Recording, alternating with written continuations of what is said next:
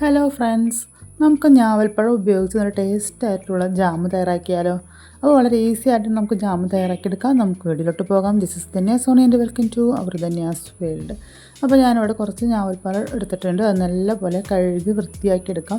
എത്രത്തോളം ഞാവൽപ്പഴം വേണമെങ്കിലും എടുക്കാം. ഞാനിപ്പോൾ ഈ ഒരു പാക്കറ്റ് ഞാവൽപ്പഴം ഉപയോഗിച്ചിട്ടാണ് നമ്മുടെ ഷെയ്ക്കും ജ്യൂസൊക്കെ തയ്യാറാക്കിയത്. അപ്പോൾ ബാക്കി വന്ന ഒരു 20 ഞാവൽപ്പഴം എടുത്തിട്ടാണ് ഞാനിപ്പോൾ ജാം തയ്യാറാക്കുന്നത്. അപ്പോൾ ഒരു പാത്രത്തിലോട്ട് ഒരു 1/2 ഗ്ലാസ് വെള്ളം ഒഴിച്ചിട്ട് നമ്മുടെ ഞാവൽപ്പഴം ഒരു 10 മിനിറ്റ് നല്ലപോലെ വേവിച്ചെടുത്തിട്ടുണ്ട്. അതിൻ്റെ കുരുവൊക്കെ മാറ്റി അതിൻ്റെ ബാക്കി ഭാഗങ്ങൾ ഒരു മിക്സിയുടെ ജാറിൽ ചൂടാറിയതിന് ശേഷം ഇട്ട് നല്ലപോലെ പേസ്റ്റ് രൂപത്തിൽ അരച്ചെടുത്തിട്ടുണ്ട്. ഇനി നമുക്ക് മറ്റൊരു പാത്രത്തിലോട്ട് ഈ 2 ടേബിൾ സ്പൂൺ പഞ്ചസാര ഇട്ട് കൊടുത്തിട്ടുണ്ട്.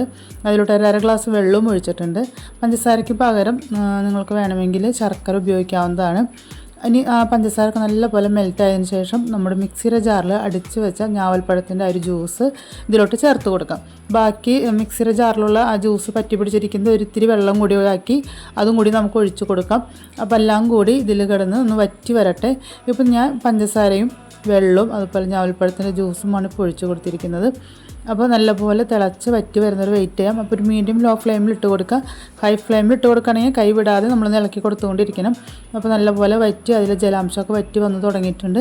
ഈ സമയത്ത് നമുക്കൊരു 1/2 ടീസ്പൂണ് ചെറുനാരങ്ങ നീരാണ് ഒഴിച്ച് കൊടുക്കുന്നത്. ഇതും കൂടി ആയിക്കഴിഞ്ഞാൽ നമ്മുടെ ജാമുൻ്റെ എല്ലാ ഐറ്റംസും കൂടെ തയ്യാറായിട്ടുണ്ട്. ഇനി നല്ലപോലെ വെള്ളമൊക്കെ വറ്റി ആവശ്യത്തിന് അത് കുറുകി വരുമ്പോൾ നമുക്ക് തീ ഓഫാക്കി കൊടുക്കാവുന്നതാണ്. നമ്മുടെ ചാനൽ ആദ്യമായിട്ട് കാണുന്നവർ സബ്സ്ക്രൈബ് ചെയ്യാനും തൊട്ടടുത്തുള്ള ബെൽ ബട്ടൺ ഓൾ എന്ന ഓപ്ഷൻ കൊടുക്കാനും മറക്കരുത്. അപ്പോൾ ഞാൻ ചെറുനാരങ്ങ നീര് പിഴിഞ്ഞപ്പോൾ അതിനൊരു കുരു വീണിട്ടുണ്ടായിരുന്നു, അതെടുത്ത് കളഞ്ഞതാണ് കേട്ടോ. ഇപ്പോൾ അത്യാവശ്യം നല്ലപോലെ വെള്ളമൊക്കെ വറ്റി വന്ന് തുടങ്ങിയിട്ടുണ്ട്. ഒരുപാട് ആരോഗ്യ ഗുണങ്ങളുള്ള ഒരു പഴമാണ് ഞാവൽപ്പഴം. അപ്പോൾ ഞാവൽപ്പഴം വെറുതെ കഴിക്കാൻ എനിക്ക് ഇഷ്ടമായില്ല. ചവർപ്പും പുളിയൊക്കെ കൂടി ഒരു ടേസ്റ്റാണ്. അപ്പോൾ ഇതുപോലെ ജ്യൂസും ഷെയ്ക്കും ജാമൊക്കെ ആയിട്ട് തയ്യാറാക്കി കഴിക്കാവുന്നതാണ്. ഞാനിവിടെ തീ ഓഫാക്കി കൊടുത്തിട്ടുണ്ട്. ഇനി നമുക്കിത് ചൂടാറുന്നൊരു വെയിറ്റ് ചെയ്യും. ചൂടാറി കഴിയുമ്പോൾ ഒന്നും കൂടി ഒന്ന് കുറുകി വരും. അപ്പോൾ ഈ സമയം നമുക്ക് വെള്ളാംശം ഇല്ലാത്ത ഒരു കുപ്പിയിലേക്ക് മാറ്റി ഇത് സൂക്ഷിക്കാവുന്നതാണ്. ബ്രെഡിൻ്റെ കൂടെയോ ചപ്പാത്തിയുടെ കൂടെയോ ഒക്കെ പരത്തി വളരെ ടേസ്റ്റായിട്ട് കഴിക്കാൻ പറ്റുള്ള ഒരു ജാമാണ് ഞാവൽപ്പഴത്തിൻ്റെ ജാം. തീർച്ചയായിട്ടും നിങ്ങളും തയ്യാറാക്കി നോക്കുക. ഇഷ്ടപ്പെട്ടെങ്കിൽ ലൈക്ക് ചെയ്യുക, കമൻറ്റ് ചെയ്യുക, ഷെയർ ചെയ്യുക, സബ്സ്ക്രൈബ് ചെയ്യാണ്ട് കാണുന്നിട്ട് സബ്സ്ക്രൈബ് ചെയ്യാം. ധന്യ സോണി എന്ന് പറയുന്ന ഫേസ്ബുക്ക് ഫോളോ ചെയ്യാനും കൂടി മറക്കരുത് കേട്ടോ. മറ്റു വീണ്ടും വരാം. Okay, bye, thank U.